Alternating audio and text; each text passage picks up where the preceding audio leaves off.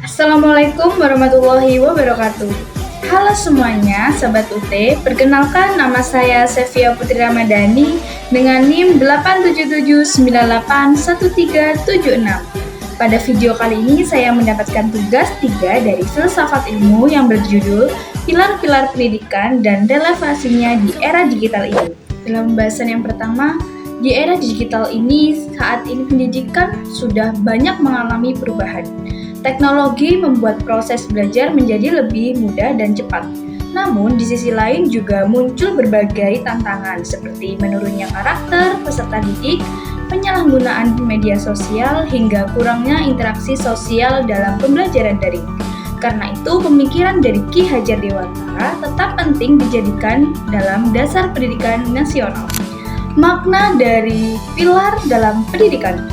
Pilar dalam pendidikan dapat diartikan sebagai dasar penyangga utama yang memperkuat sistem pendidikan tersebut.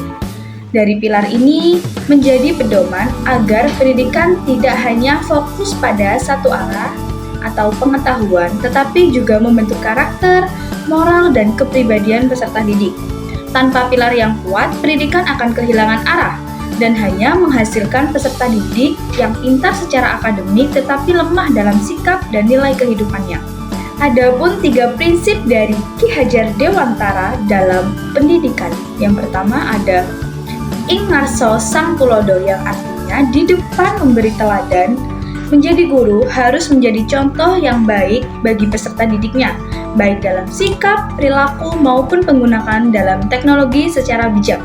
Yang kedua, ada ing madya mangun karso, yang artinya di tengah membangun semangat. Kita sebagai guru tidak hanya mengajar, tetapi juga mendampingi, memotivasi peserta didik agar aktif, kreatif, dan percaya diri. Yang ketiga, ada tutpuri handayani, yang artinya di belakang memberi dorongan, di mana guru memberikan dukungan dan kebebasan kepada peserta didik untuk berkembang sesuai dengan potensi mereka. Prinsip ini juga menunjukkan bahwa pendidikan bukan hanya sekedar transfer ilmu, tetapi proses untuk membimbing manusia agar berkembang menjadi secara utuh. Relevansi di era digital ini. Di era digital ini, prinsip dari Ki Hajar Dewantara masih sangat relevan. Yang pertama, dalam pembelajaran baru. Guru tetap harus menjadi teladan dalam penggunaan teknologi dan etika dalam digital. Misalnya, guru mengajarkan cara menggunakan media sosial secara positif dan bertanggung jawab. Yang kedua, selain itu juga guru perlu membangun semangat belajar siswa di tengah maraknya interaksi digital seperti game dan media sosial. Pembelajaran harus dibuat dengan sekreatif mungkin, interaktif, dan menarik agar siswa tidak mudah bosan saat melakukan daring. Yang ketiga ada tutpuri handayani. Peserta didik perlu diberi kesempatan untuk belajar mandiri melalui teknologi digital, namun tetap diarahkan agar tidak menyalahgunakan kebebasan tersebut. Adapun tantangan penerapannya, walaupun sudah relevan, penerapan prinsip ini juga menghadapi beberapa tantangan. Yang pertama ada kurangnya literasi digital pada guru dalam peserta didik, dan yang kedua menurunnya karakter disiplin dan sopan santun akibat penggunaan media sosial yang tidak terkontrol. Yang ketiga ada kesenjangan akses teknologi di beberapa daerah. Dan yang keempat ada pembelajaran daring yang kadang membuat antara siswa dan guru itu menjadi kurang dekat.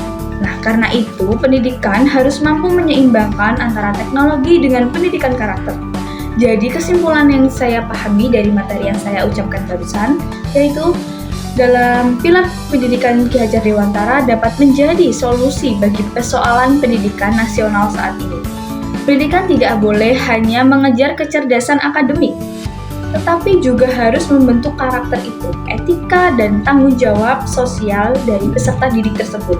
Di era digital, teknologi semuanya menjadi alat untuk mendukung pendidikan, bukan menggantikan nilai-nilai kemanusiaan dalam proses belajar. Jadi, pemikiran dari Ki Hajar Dewantara tersebut sudah tetap relevan sebagai fondasi pendidikan Indonesia dalam menghadapi perkembangan zaman. Itu saja materi yang saya sampaikan, kurang lebihnya terima kasih. Wassalamualaikum warahmatullahi wabarakatuh.